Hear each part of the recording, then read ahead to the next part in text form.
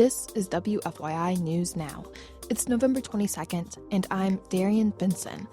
Coming up, Side Effects Public Media's Sarah Neal-Estes spoke with health reporter Stephen Langell about how Israel's ongoing war in Gaza doesn't just spread death by conflict, it can also kill by allowing diseases to spread. With people being crowded together, people being often malnourished or at least inadequately nourished, people not having access to both medical care and public health services, these diseases can spread very rapidly and easily. But first, these headlines.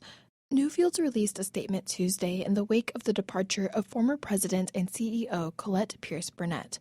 The Board of Trustees said it was unable to provide any information about the museum's leadership change. The announcement that Burnette would be leaving the museum came earlier this month. A collective of Black organizations and community members have called for an explanation about her exit. The statement also underlined efforts to recruit and retain diverse talent at Newfields and said the organization would work to earn the community's trust. State officials say Indiana's lack of access to obstetrics care is growing, which is driving the state's high infant and maternal mortality rates. Abigail Herron reports as the state sees the closures of more birthing centers, one lawmaker says the solution is more funding. The Indiana State Health Commissioner says multiple Indiana hospitals closed birthing centers recently, and the state expects to lose one or two more in the next few months.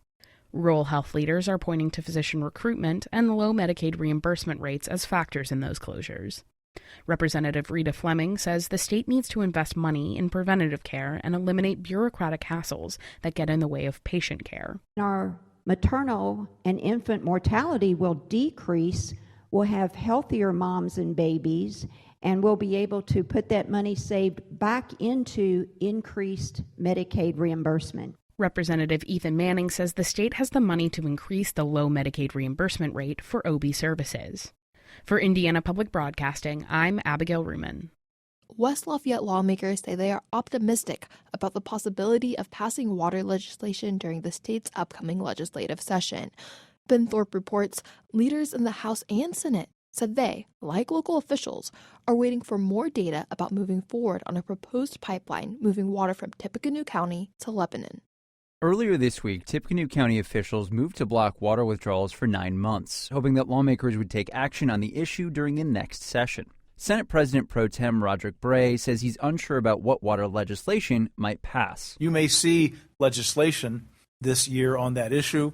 Whether or not it moves or not is depending, I guess, on what it says, and we'll have that conversation. West Lafayette Republican Senator Spencer Deary says he's received 2 commitments from legislative leadership, which includes their openness to bills that put guardrails in place around water withdrawals. This isn't dead upon arrival, and there's work that we can continue to do as we work with stakeholders to get the best bill that we feel like we can pass. Deary says leadership also guaranteed that the proposed pipeline will not move forward in the upcoming session. I'm Ben Thorpe.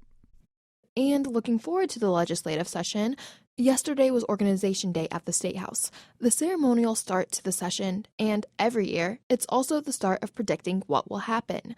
For the GOP, leaders say they should strengthen existing policies, but the Democrats want to see something bolder. Brandon Smith reports. Both Republicans and Democrats mentioned reading proficiency, truancy, and healthcare costs as areas of focus for the 2024 session, and House Speaker Todd Houston noted that last session featured significant legislation on many of those issues. We need to allow things to be able to be implemented, maybe fine-tune some things. Democrats want to push further, particularly on issues like child care, and Senate Democratic leader Greg Taylor continued to advocate for cannabis legalization, especially as 3 of 4 surrounding states now have legalization in some form. If we don't, we're going to find ourselves behind the 8 ball, and the other states are going to, I think I read something that Indiana's on a contact high now. Republican leaders said cannabis legalization in 2024 is unlikely. For Indiana Public Broadcasting, I'm Brandon Smith at the Statehouse. And for our in-depth story, hundreds of thousands of people have been killed in the Russia-Ukraine war, and now thousands more are dead and millions face a humanitarian crisis as Israel's war in Gaza rages on. But war doesn't just spread death by conflict. It can also kill by allowing diseases to spread with consequences that can cross borders. Side Effects Public Media's Sarah Neal-Estes spoke with health reporter Stephen Langell about that. So what are some of the public health concerns related to these ongoing wars? Well, war zones create environments that can lead to disease spread. For instance, day-to-day infrastructures are damaged during wars, so people are unable to normally use roads, transportation, and other resources they need to reach medical help. And there's also the physical danger associated with movement, so people may delay medical treatment when they need it, which can lead to long-term medical problems, but also can lead to the transmission of potentially drug-resistant infections. Some of the diseases public health experts are especially worried about are infectious diseases, which are contagious and spread rapidly between people, so things like measles and tuberculosis. Lawrence Kingsley is an infectious disease expert with the University of Pittsburgh. He says these diseases can be deadly. Globally, the leading cause of death is infectious diseases. In the United States, it ranks something like number 3 or 4 behind heart disease, cancer. He adds that transmission rates of measles is 90%, making it a particularly dangerous threat. Okay, Stephen, so obviously these conflicts are happening thousands of miles away. Why should local communities in the Midwest worry about that? Well, the obvious thing is travel.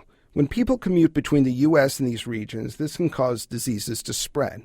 For example, in Northeast Ohio, where I'm based, there's a big Ukrainian refugee population, and it's too early to know if we're going to see a similar influx of people coming from the Middle East to the U.S., including to states in the Midwest. But then there's the local issue we're dealing with as well. Right now in the U.S., we're seeing the lowest vaccination rates among kindergartners in years. The CDC recently released data showing that vaccination rates dropped a whole percentage point this school year compared to before the pandemic. Okay, Stephen, so the U.S. plays a role in providing aid to countries at war. A lot of it seems to be used for military purposes. Is the U.S. also doing enough to get ahead of disease outbreaks in these countries? Well, the White House is asking for billions of dollars in aid, and part of it will go towards military purposes, but part of it is also set aside for humanitarian aid, which may include public health needs. However, there are many potential issues at play here that could be a problem. First, many lawmakers oppose aid to Ukraine, but even if the White House has the votes for the funding, some public health experts say the bill is not specific enough. They're calling for this legislation to mention exactly how the funds should be spent, or else they fear it may not actually get ahead of these potential crises overseas. Here's public health expert Dr. William Pugin. After 18 months and multiple supplementals, that maxim about repeating the same action and expecting a different result comes to mind. Unfortunately, expressions of intent aren't sufficient. So obviously the answer shouldn't be that we do not accept refugees or, people traveling from war-torn regions. So, Stephen, what do public health experts say that local communities should be doing? Well, Farah, according to these experts, it's important to provide public health support for these populations through vaccination efforts and screenings. This also means that we need to ensure local public health departments have the resources to do that job. Infectious disease specialists also stress that there's a lot of work to be done locally when it comes to ensuring children are getting their full vaccination doses. Thank you so much, Stephen. It's my pleasure. That was Side Effects Public Media's managing editor, Farah Yusri, speaking with reporter Stephen Langell. Side Effects Public Media is a health reporting collaboration of NPR member stations across the Midwest. It's based at WFYI. And that's all for today's episode of WFYI News Now. Our podcast is produced by the following people who live in your community: Abriana Herron, Kendall Antron, who composed the music for this podcast, and me, Darian Benson. Our news director is Sarah Neal-Estes. If you liked today's episode, remember to subscribe and share. And find us wherever you get your podcasts to hear more stories about your community. We'll be back Monday with more local news and headlines.